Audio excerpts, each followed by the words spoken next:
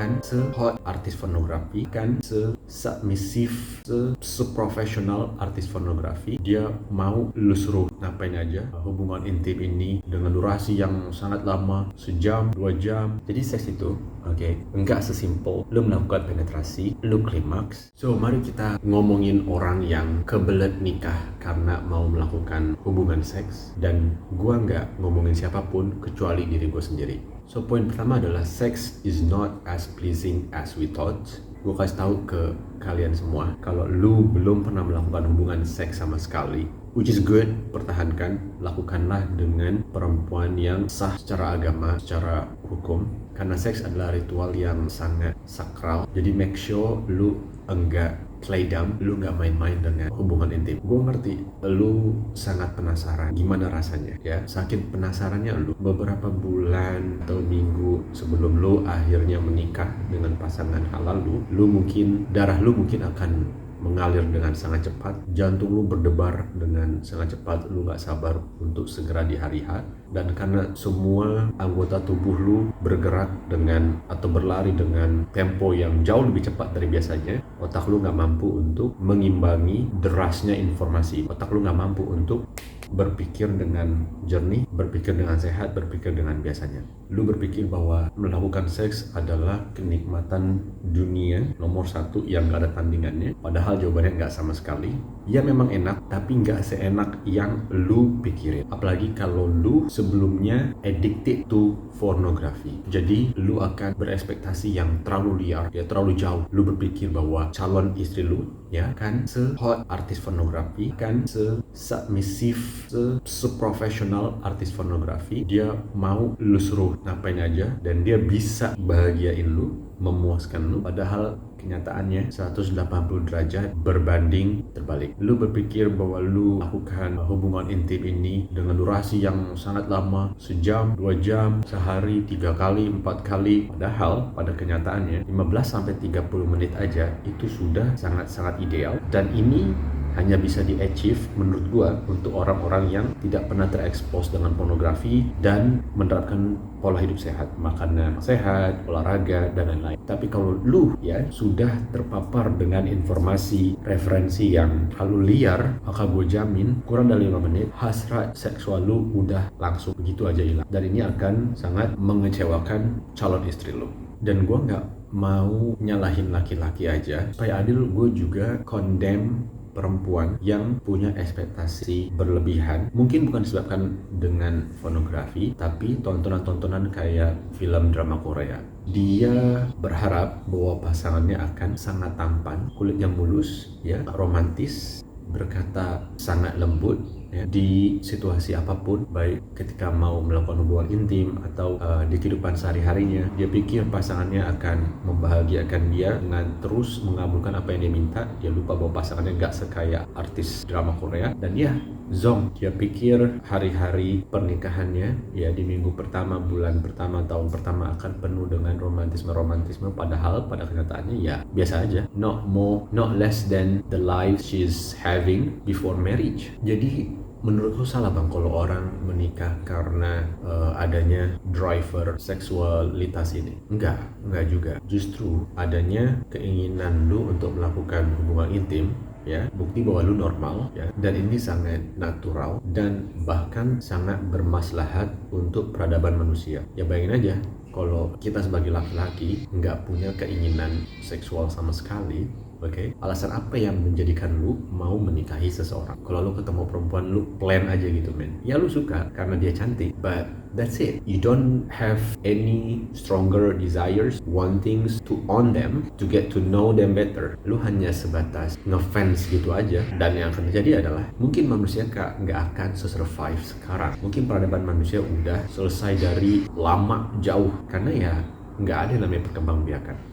So yang gue mau kritik diri gue sendiri dan kebanyakan orang yang menikah karena gejolak seksualitas ini adalah dia cenderung hanya memakai iman tapi nggak pakai ilmu. Dia takut dia terjerumus ke dalam dosa zina, jadi dia memutuskan untuk menikah, which is good. lu beriman kepada Tuhan yang melarang lu untuk melakukan hubungan seksual di luar nikah. Tapi kalau lu nggak pakai ilmu, hasilnya bisa nggak beda jauh dengan orang yang berpikir ya nggak usah nikah lah, kalau lagi pengen ya udah. Kalau kita menikah hanya dengan iman tanpa ilmu, apa yang terjadi adalah kita akhirnya tahu kalau ya kenikmatan seksual itu enggak seperti yang kita bayangkan. Yang akan terjadi adalah lu nggak akan terlalu sayang, lu nggak akan terlalu cinta dengan istri lu, sehingga pernikahan lu nggak akan berlangsung lama, sehingga pernikahan lu yang tujuannya untuk menenangkan lu, untuk memberikan rasa damai di hati lu, itu nggak tercapai. Dan sama buat perempuan yang menikah karena agama, dia mungkin ya sangat rajin beribadah, tahajudnya istiqomah, ya, hampir setiap malam tahajud. Tapi jika suaminya minta untuk dilayani ya urusan ranjang, dia selalu nolak atau selalu banyak alasan. Ya sama aja lu akan mengorbankan hubungan rumah tangga lu yang hukumnya wajib lu pelihara dan lu gak lakuin. Tapi hal yang sunnah mana lu jadikan wajib. Dan ini semua karena kurangnya ilmu kita tentang pernikahan dan perceraian. Juga sama, orang yang pakai ilmu tapi nggak punya iman, blow on juga. Orang-orang yang berpikir ya udahlah kita bisa ya kumpul kebo karena menikah itu mahal, punya anak itu ribet, ya perlu persiapan yang sangat matang, perlu kecerdasan finansial, emosional, fisikal dan lain-lain. Jadi kalau sama-sama setuju, sama-sama suka, ya udah kenapa nggak kita lakuin aja salah satu ritual dalam pernikahan ini, aka seks. Padahal ini sebenarnya sangat merugikan perempuan. Yang pertama karena laki-laki ya cenderung akan lebih bertanggung jawab kalau dia terikat dalam kontrak pernikahan.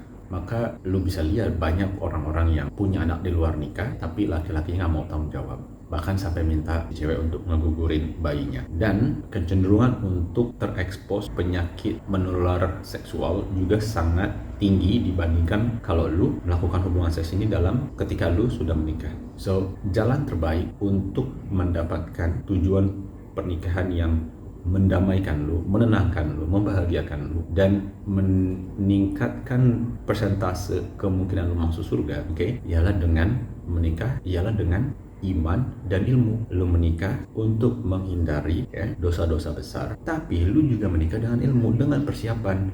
Ya lu bisa ikut kelas pranikah, dan jangan males, dan jangan pikir ini tidak sepenting penguasaan ilmu-ilmu lainnya. Lu mungkin bisa lebih fleksibel, lebih oke untuk invest ke belajar cara berkomunikasi, mungkin belajar finansial, belajar bisnis, subscribe ke kelas apapun itu. Tapi giliran tentang pranikah, lu merasa nggak penting lah gue bisa. Kalau lu punya mindset yang salah kayak gini, ya tinggal tunggu aja lu akan punya kemungkinan berpisah yang sangat tinggi, dan itu udah gue alami.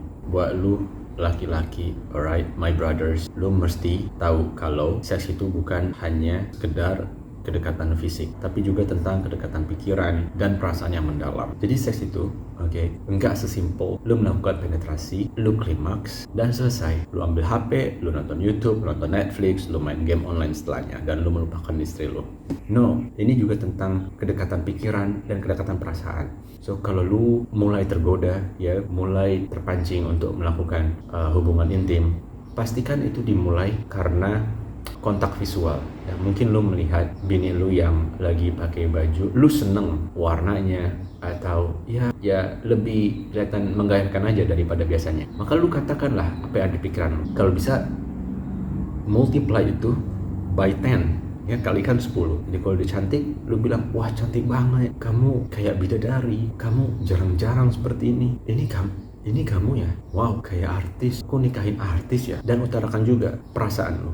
Kalau lu sangat bersyukur menjadi pemimpin buat dia, menjadi suami untuk dia, dan lu berjanji akan membahagiakan dia, akan melindungi dia dari segala apapun. Karena malahan hal-hal inilah yang bikin pasangan lu, yang bikin istri lu klimaks atau mencapai titik tertinggi kepuasan batin. Jadi enggak selalu melulu kepuasan batin itu dengan keluarnya sperma, dengan keluarnya cairan. Dan kalau lu nggak terampil, lu bisa latihan. Dan yakinlah bahwa kita sebagai laki-laki punya skill natural untuk ngegombal. Gue tahu sebagian dari kita mungkin nggak terbiasa untuk itu. Mungkin karena kita nggak percaya diri, tampang kita standar.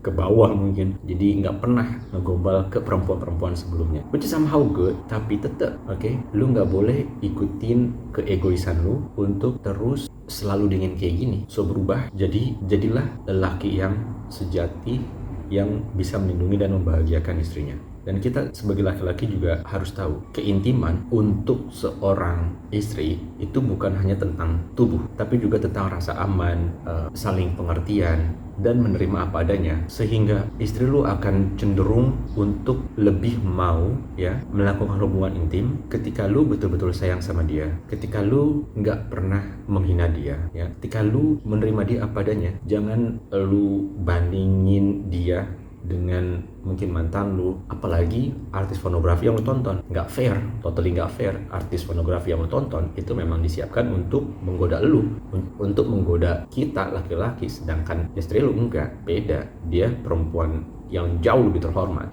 Dan nasihat gue yang terakhir dari orang yang sudah bercerai 2 kali, sex, my friends, is about giving, adalah tentang memberikan, bukan sekedar menerima. Dalam cinta, kebahagiaan pasangan adalah kebahagiaan kita juga.